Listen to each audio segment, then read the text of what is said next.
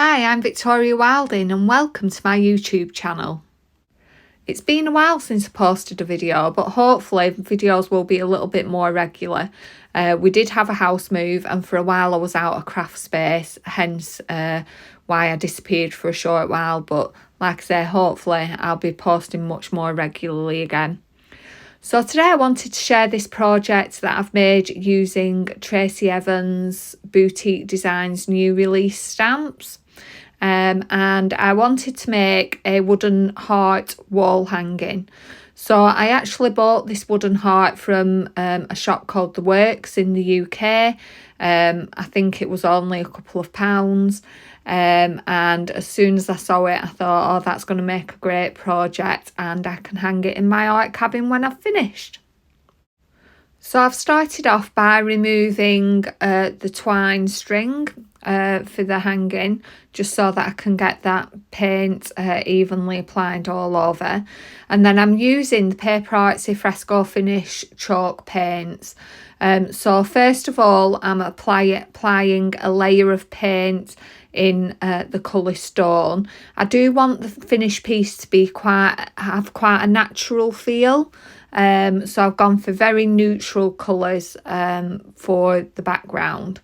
So I'm just applying that all over with a brush until I've got an even application.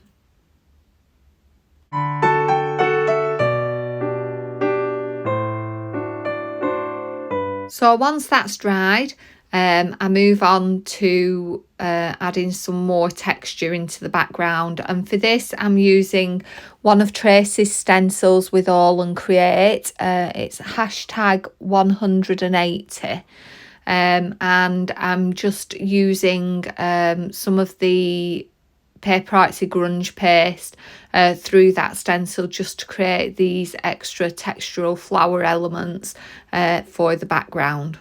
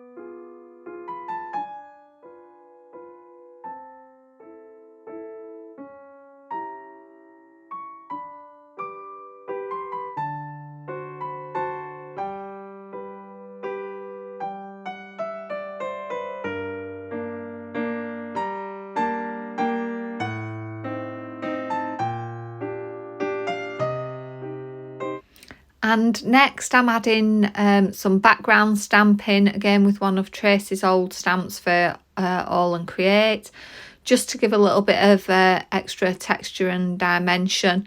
You won't see lots of this on the finished products, but it's just those little bits that peek through that just create a bit of extra visual interest when the project's finished.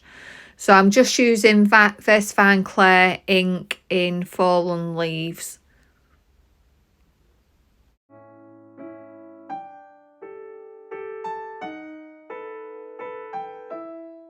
So I want the finished piece to have a bit of a shabby chic feel.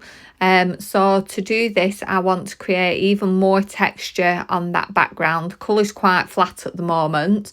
So I'm adding some of the PaperArtsy Crackle glaze, and you just can apply this with a palette knife, quite thick really, to get as much texture as you can. And just spread that out in, not all over, but just in spots where I know that there might not be as many of the flowers on the finished piece, and then let that dry.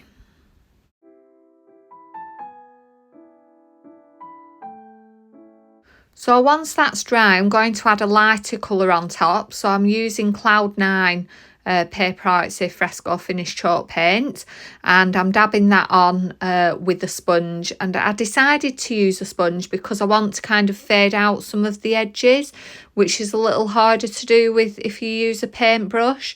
Now I am applying the paint quite thickly because the Crackle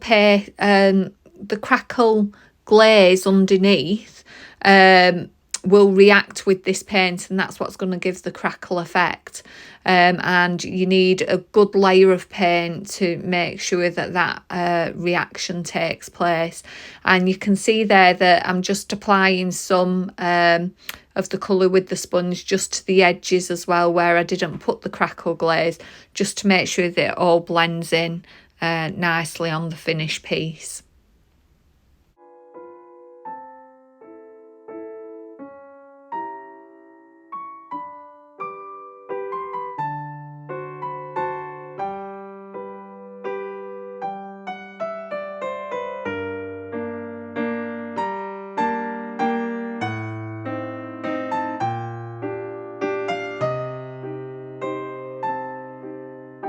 So this is the background completed. I do actually go back in and add a few more of those stenciled flowers in a couple more areas, just because I feel like it needs some more on the final piece, but you'll see that shortly. So off camera, I created the paper florals that I want to use in the finished piece. So these are just dead simple stamping and then fussy cutting. So I did some ferns in gold embossing powder from TE3 Fern set. I then used the auricula flower from TE2 Auricula. And I added an outer edge of petals to that as well, just to give some more dimension. And then I used the Clematis from Clematis set TE5, and I did some of the large Clematis, and then I also added in some of those smaller Clematis flowers as well. And then finally, this one is the flower from the New Beginnings set, which is TE4. If you'd like to see how I altered that auricula flower, there is a video on my Instagram page, just a short clip just showing how I did that. So head over there to have a look at that. The link is in my description. So with all the flowers cut out, it's just a case of placing them and building that onto the final project. So I'm using Fabri-Tac glue, and you'll see that I only actually glue in the centre of the flower so that I can play with the outer edges and change how they kind of overlap each other in the finished piece. So it's just a case of playing with those different elements until you get a placement that you're happy with.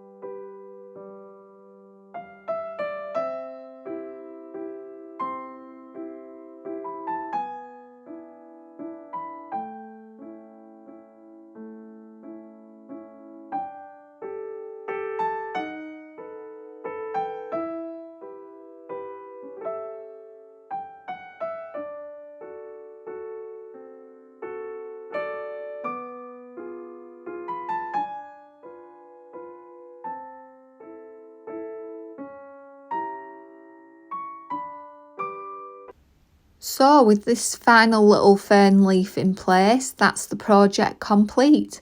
And here it is. You can see that I've covered much of the background detail. There's just little bits peeking through in between those flowers. But I really love it. I love the neutral feel. Those flowers just look so nice. It just shows off the design so well. So I hope you enjoyed it. And I hope that you have a go yourself. Please do share and tag me on social media if you have a go at this project. I'd love to see what you make. And until next time, take care.